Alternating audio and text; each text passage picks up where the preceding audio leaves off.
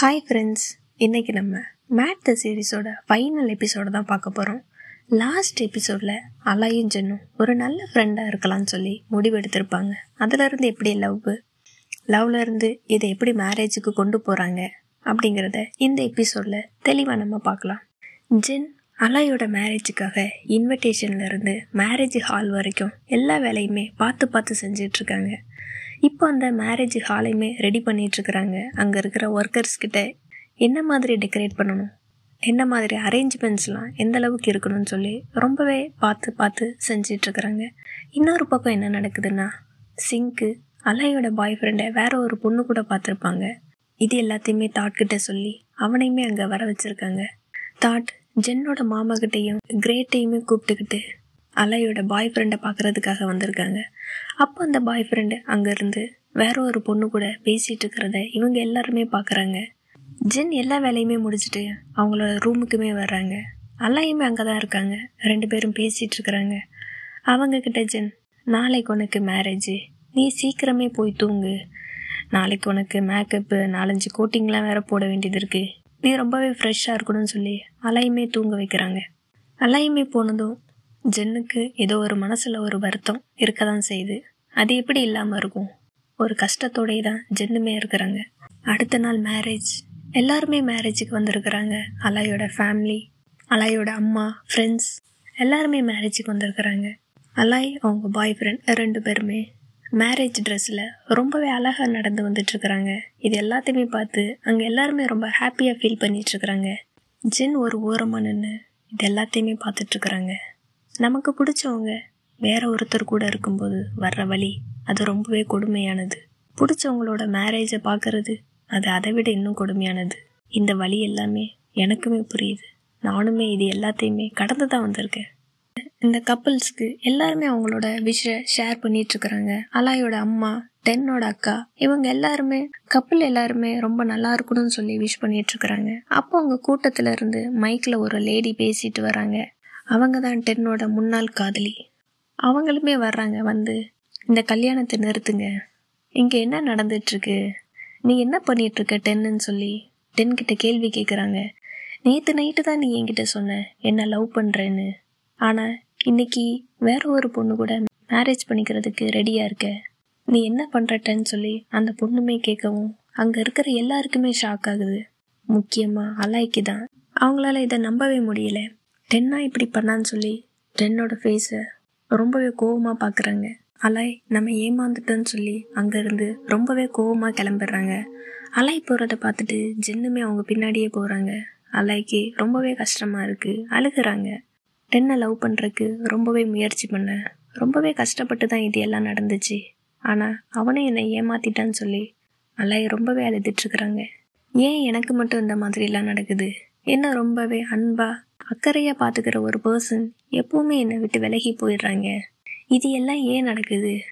நான் அப்படி என்ன தான் தப்பு பண்ணேன்னு சொல்லி ஜென்கிட்டையுமே அழுதுட்டுருக்குறாங்க. ஜென்னுக்கு அலாய் அழுகிறத பார்த்துட்டு அவங்களால என்ன சொல்கிறதுனே தெரியாமல், இப்போ உன்னை என்ன சொல்லி சமாதானப்படுத்துறதுன்னு எனக்கு தெரியலை, ஆனால் என்ன நடந்தாலும் நான் எப்பவும் உன் பக்கத்தில் தான் இருப்பேன்னு சொல்லி ஜென் அலாயை சமாதானப்படுத்துகிறாங்க. அதுக்குமே அலாய், நீ என் கூட இன்னும் கொஞ்ச நாள் இருப்பியான்னு சொல்லி கேட்கவும், கண்டிப்பாக நான் உன் கூட தான் இருப்பேன்னு ஜென்னுமே சொல்கிறாங்க. இங்கே இன்னொரு பக்கம் டென்னை எல்லாருமே பிடிச்சி திட்டிகிட்டு இருக்கிறாங்க. அலாயோட அம்மா, என் பொண்ணை ஏமாத்துறதுக்கு உனக்கு எப்படி மனசு வந்துச்சு, நீ எங்கள் எல்லாரையும் முட்டாளாக்கணும்னு நினைக்கிறியான்னு சொல்லி ரொம்பவே கோவத்தில் டென்னை அடிக்கையுமே செஞ்சிடறாங்க. இதையுமே உங்கள் அக்கா பார்த்துட்டு தான் இருக்கிறாங்க. ஆனால் அவங்களாலையுமே எதுவுமே சொல்ல முடியாமல் அவங்களும் அங்கேருந்து கிளம்பிடுறாங்க. இங்கே வெளியில் இன்னொரு பக்கம் சிங்க்கு, தாட்டு, கிரேட் அவங்க மாமா அந்த பொண்ணு கூட பேசிகிட்டு இருக்கிறாங்க. நீங்கள் இங்கே வந்ததுக்கு ரொம்பவே நன்றி, எங்கள் எல்லாருக்கும் நீங்கள் ஹெல்ப் பண்ணியிருக்கீங்கன்னு சொல்லி அவங்களுமே பேசிகிட்டு இருக்கிறாங்க. அப்போ தான் ஜென்னும் அலாயும் அந்த இடத்துக்கு வர்றாங்க. வந்ததும் அந்த பொண்ணு அலாய்கிட்டையுமே மன்னிப்பு கேட்குறாங்க.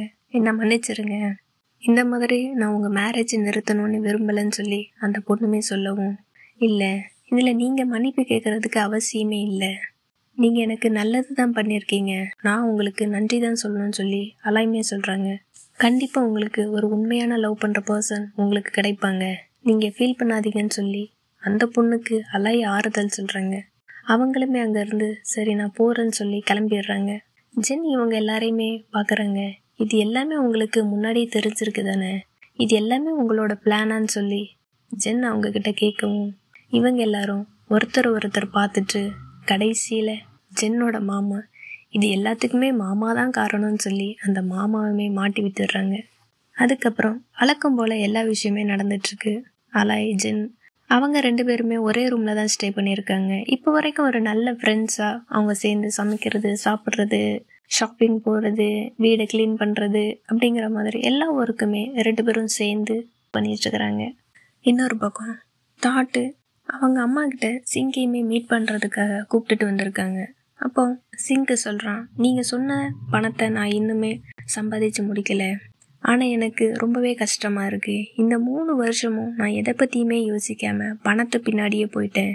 முன்னாடி நாங்கள் 2 பேருமே சேர்ந்து அவ்வளோ நல்லா இருந்தோம், ரொம்பவே ஹாப்பியாக இருந்தோம். இப்போ எதுவுமே இல்லாமல் போச்சு, நான் ஒரு சுயநலவாதியாக இருக்கேன்னு சொல்லி அவங்க அம்மா கிட்டேயுமே சொல்லி ஃபீல் பண்ணிகிட்ருக்குறாங்க. இந்த 3 வருஷத்தில் உன்னோட முயற்சி நான் ரொம்ப பாராட்டுறேன், நீ என்னை இம்ப்ரெஸ் பண்ணிட்டேன்னு சொல்லி அவங்க அம்மாவுமே இவங்க 2 பேருமான லவ்வுக்கு ஓகேயுமே சொல்லிடுறாங்க. நான் உன்னை கஷ்டப்படுத்தணும்னு நினைக்கல, நீங்கள் 2 பேருமே சந்தோஷமாக இருக்கணும்னு தான் நினைக்கிறேன். நீ என்னோட பையனை ரொம்ப நல்லா பார்த்துக்க, நீங்கள் 2 பேருமே ஹாப்பியாக இருக்கணும், அதுதான் எனக்கு வேணும்னு சொல்லி அந்த செக்கையுமே கொடுக்குறாங்க. தாட் ரொம்பவே சந்தோஷத்தில் அவங்க அம்மாவை போய் கட்டி பிடிச்சிடுறாங்க. உடனே அவங்க அம்மா நீயும் வாடா சேர்ந்து கட்டி பிடிச்சிக்கலான்னு சொல்லி அவங்க 3 பேருமே சேர்ந்து கட்டி பிடிச்சிக்கிறாங்க. அவங்க அம்மா பெர்மிஷனோட இப்போ இவங்க ஒன்று சேர்ந்துக்கிட்டாங்க. ஜென் அலாயும் அவங்களோட வீடையுமே க்ளீன் பண்ணிகிட்ருக்குறாங்க. அப்போ அங்கேருந்து ஒரு குரங்கு பொம்மையுமே எடுத்துகிட்டு வந்து அலாய் கேட்குறாங்க, இதை இன்னமும் நீ வச்சுருக்கியான்னு சொல்லி கேட்கவும், ஆமாம், இதை நான் உங்ககிட்ட திருப்பி தர்றதுக்காகத்தான் நான் வச்சுருக்கேன்னு சொல்லி ஜென்னுமே சொல்கிறாங்க. அப்போ அலாய், நான் உங்ககிட்ட ஒன்று கேட்கணும், நீ என்கிட்ட ரொம்பவே நல்ல விதமாக நடந்துக்கிற, இது எல்லாம் எதுக்காக? நீ என்னை விட்டுட்டு போயிட்டேன்னு கில்ட்டியில் இதெல்லாம் பண்ணுறியா, இல்லைனா இப்போவுமே உனக்கு என் மேலே லவ் இருக்கான்னு சொல்லி அலாய் ஜென் கிட்ட கேட்குறாங்க. அதுக்கு ஜென், நான் இப்போவுமே உன்னை லவ் பண்ணுறேன், நான் உன்னை மட்டும்தான் லவ் பண்ணுறேன், அந்த குரங்கு பொம்மையை நான் சரி பண்ணிட்டேன், அந்த ரெக்கார்டை நீ கொஞ்சம் கேளுன்னு சொல்லவும் அலாய் இந்த குரங்கு பொம்மையுமே டச் பண்ணுறாங்க. அது என்ன சொல்லுதுன்னா, என்னை கல்யாணம் பண்ணிக்கிறியா, என்னை கல்யாணம் பண்ணிக்கிறியான்னு சொல்லி ஜென் அவங்க வாய்ஸில் ரெக்கார்ட் பண்ணி வச்சுருக்குறாங்க. அதையுமே கேட்டதும் அலாய்க்கு ரொம்பவே ஹாப்பியாக இருக்குது. ஜென் உடனே ஒரு ரிங்கையுமே எடுத்து என்னை கல்யாணம் பண்ணிக்கிறியான்னு கேட்காங்க.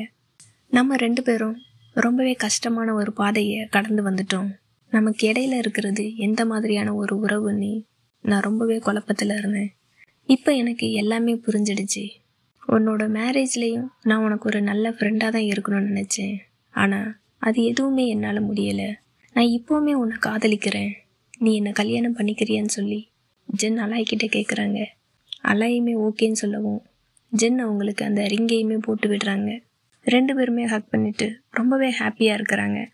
ஜென்னும் அலாயும் சிங்க்கு தாட்டையுமே மீட் பண்ண வந்திருக்கிறாங்க. அப்போ ஜென் சொல்கிறாங்க, நீ எனக்காக ஒரு வேலை பண்ண முடியுமா, என்னோட மேரேஜுக்கு ஆர்கனைஸ் பண்ணுறதுக்கு ஹெல்ப் பண்ண முடியுமான்னு கேட்கவும் இவங்க 2 பேருக்குமே புரிஞ்சிருது.